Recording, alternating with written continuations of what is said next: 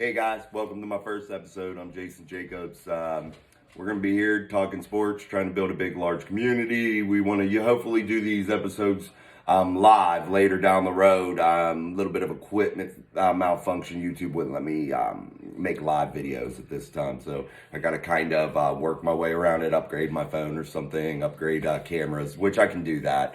So eventually we're going to be filming from probably the computer and all that kind of fun stuff. So it's just building our way up, upgrading ourselves, trying to make ourselves, more high-tech as we move along. So I'm a guy who just likes sports. I'm just trying to find some other people that like sports so we can talk about it, have real conversations, not just these conversations about things that the big global market wants you to hear about, only the safe things. We're going to talk about things that we want to talk about, what we want to know about. So if I don't have the answers, we'll investigate, and hopefully somebody in our community, once we build it up, has the answers. So we'll dig for the answers. We'll find the answers that you guys want to know about any sport. We'll do racing. We'll do boxing. We'll do football. We'll do baseball. We'll do it all. Everything. So if you have something you want to talk about, bring it up. Let's do it. Myself, I'm a bigger NFL person, as you can tell. My Steelers, I only have Browns colors on because today my son had a basketball game that I coach for, so these are his team's colors, so that's why I have these colors on, or I wouldn't wear Browns colors. Let's say that. So let's kick things off here. Let's talk a little bit about the NFL this weekend. We got coming up a couple big games today, which is another reason why I wanted to go ahead and get an episode out there to kick things off, our inaugural episode. So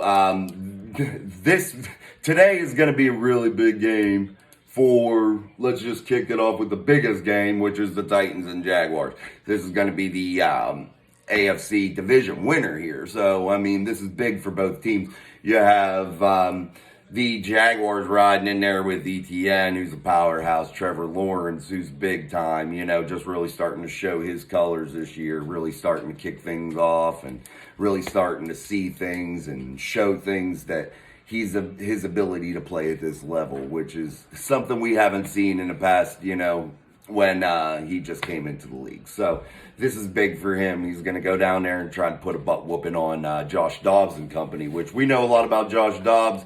He was in Pittsburgh for quite some time. Really intelligent guy. Looks like he could play, do some things, has some splash, has some times where he can come out and really make the offense move and do things a little bit different than you're maybe used to seeing with other quarterbacks. Do I like his arm? No. Sometimes he can hit it there. He has a strong arm, I would say, but his accuracy is probably lacking a great deal.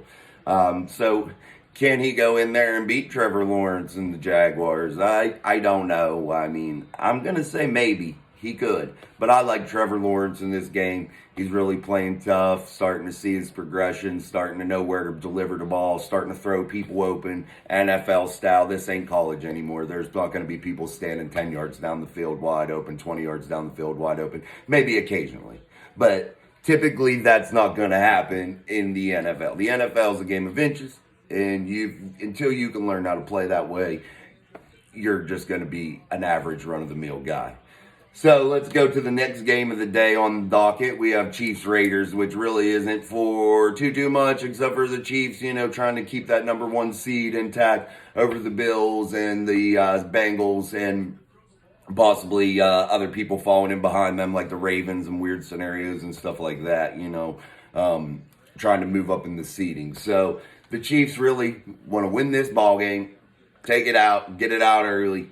The Raiders, I don't know, they're in kind of a flux there. We had Carr get sent home kind of deal, kind of kicked out of the facility, which was crazy to me. You're paying that guy all that money, and he's not a bad ball player, and you kind of ditch him to the curb. So good luck keeping Davante Adams, because he came there to play with Derek Carr. And if Davante Adams isn't there, or if Derek Carr isn't there, why does Davante Adams want to be there? He don't really care. He has money.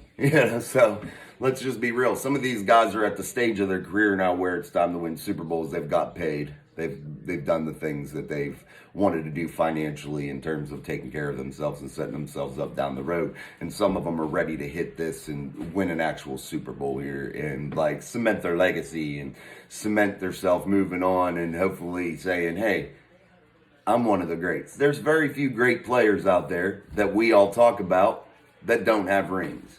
If you don't have Super Bowl rings, you kind of don't matter. I mean, let's just face the facts. That's just the way it is. And if you can't get out there and produce and win some Super Bowls, it's just kind of nobody looks at you. Just nobody really cares. Nobody pays attention. I mean, you have your Dan Marinos, people like that. But come on, there's some great players out there that never won a Super Bowl that we really don't talk about too often. I mean, really good players. Just super good players. But let's go ahead and move on.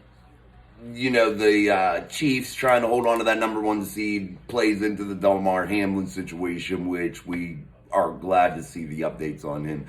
Hopefully things look up. But, I mean, the NFL is a multi-billion-dollar business, so it's going to move on. It's a machine. They're going to help their players like the way it looks. I mean, I feel like they've done a good job. The Damar Hamlin situation, I feel like they've all handled it pretty good.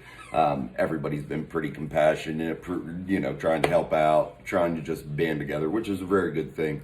But we need to talk about what's going down the road here from that situation that has made us to where we have to start making rules in the middle of an NFL season, which we're a little past the middle. So they're setting a precedent now about setting rules in the middle of a season when that's never been done, when you've already had a rule in the rule book that takes care of a situation like this. So you have the NFL that has a rule in there that says, if I'm not sure exactly how it reads, so don't quote me on it, but it says that you settle these types of games, no contest types of games or missed games by win percentage. That's how you figure things out, which if you go by win percentage stuff, that might really hurt my team, which is the Steelers, who I really enjoy watching every week. That's my team, but it's already in the rules. You can't change them because now somebody's going to sit there and say,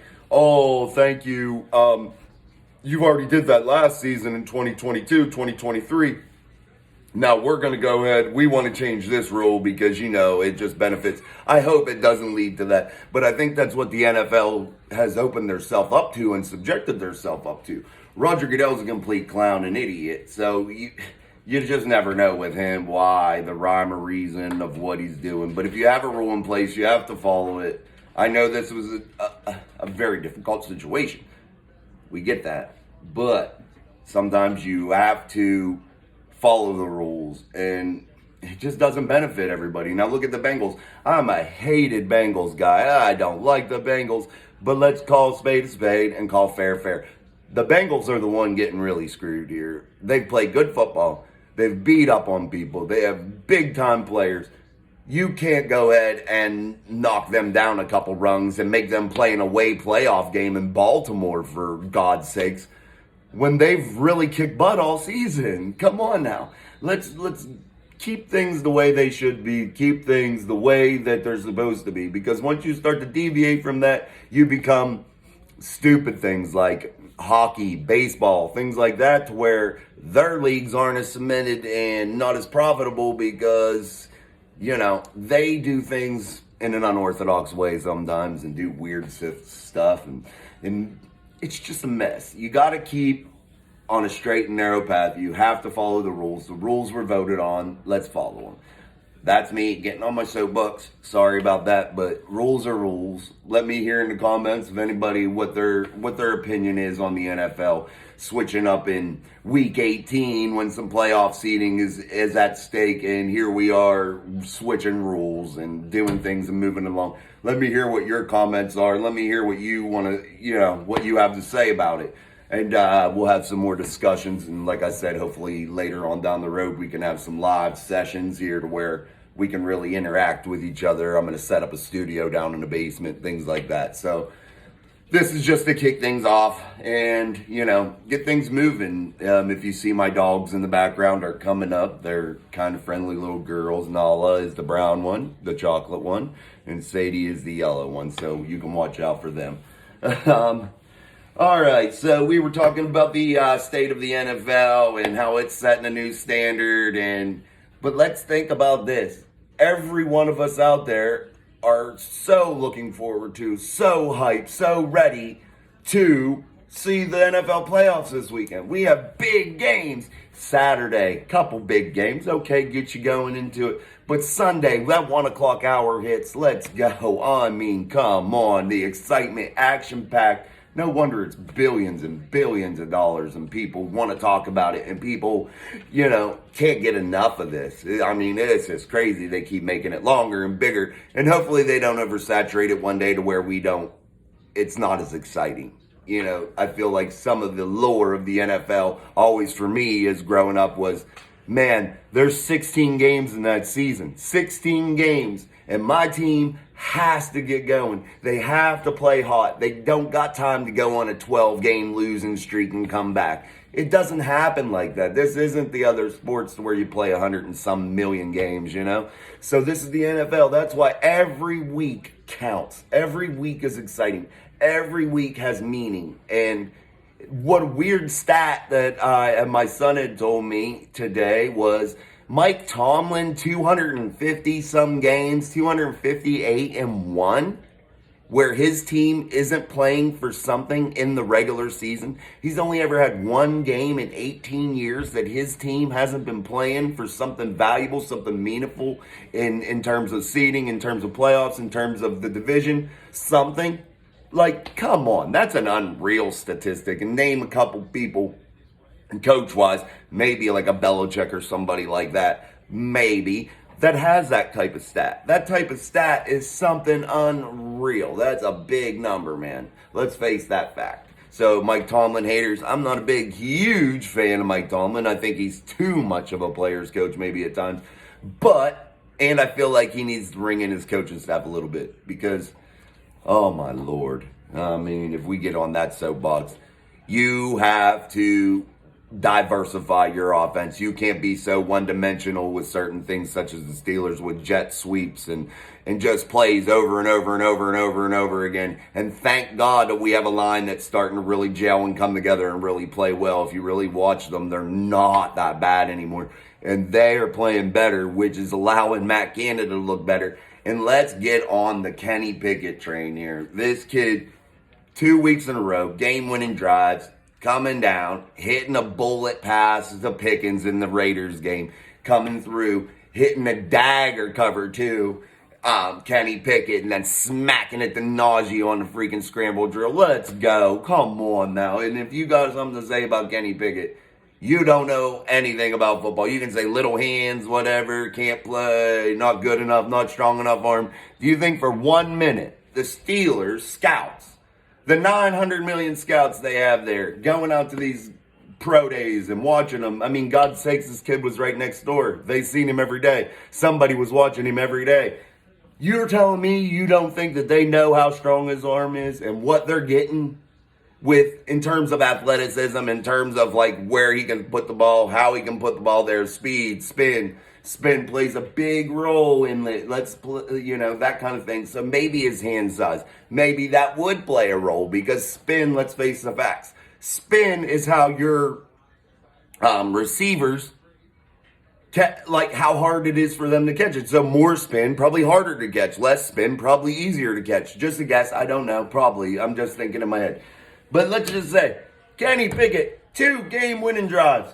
Big. That's big. That's big. We're not anointing him as a Hall of Famer yet, but big. Super big. Come on. It's something that probably no rookie has done. I don't know the stats. Maybe, I doubt it. 2 in a row and 4 game-winning drives in the season. 4 or 5, I'm not sure the exact number. But 4 or 5 game-winning drives, I mean, come on. I know they count some like a little bit different. So, like, we're looking at the ones with 2:30, 4:30 left on the clock, and this kid takes you down 85 yards, 80 yards, because they always have crappy field position because their special teams blows. They suck. They're horrible. Man, you got a couple bright spots on there. You had Marcus Allen, or whatever his name was, that Allen guy. He not on the team no more because he's a dumbass, and he goes and gets in other people's huddles and stuff like that in Carolina. For what reason, I don't know. Let's ruin our NFL career for something dumb that we shouldn't do. But you have a couple bright spots, like I said. Benny Snell, big. Long snapper, what's his name? He's been there for a minute. He's good. He's beast. Boswell, my God, is he not living up to what people say? Like, we seen him on Monday Night Football, Boswell. We seen, up against Justin Tucker. This is the battle of the two best kickers in the league. Let's face the facts. Boswell has not been one of the top kickers in the league this year. He has not been there. He has missed some big kicks, some big points that the Steelers have lost. Big points. So, I mean, even Matthew Wright, when he was in there, when Boswell was hurt with the groin, Matthew Wright, he still missed, I think, 1 or 2 field goals, but he did hit some clutch things, so he did a good job. He's somebody to look at. Chris Boswell, I know he can be good. I know he can be hot, but he goes through these spells every year, 2 years, 2 or 3 years, not every year, but like every 2, 3 years to where like either a contract comes up, something comes up. I know he got married there recently. Like, some things come up to where this kid, I feel like he loses some focus, and I'm not sure why, and he struggles a little bit, you know? So, we're going to probably end with that, and let this be our first episode. Let it be the one that kicks it off. Appreciate everybody for watching. Anything you want to talk about, put them in the comments. Subscribe, like, share. Let's get this out there. Let's build up a community. Like I said, we'll eventually start doing live things to interact with you guys. But until next time, next episode, hopefully we'll keep putting them out as much as possible. Keep letting people see us as much as possible. We're going to build a little bit of a studio downstairs there. I got some lights, setting some things up, some different like little lights for the side, you know, all that kind of fun stuff. So like, subscribe, share, do it all. Let's build it up. All right, guys, see ya.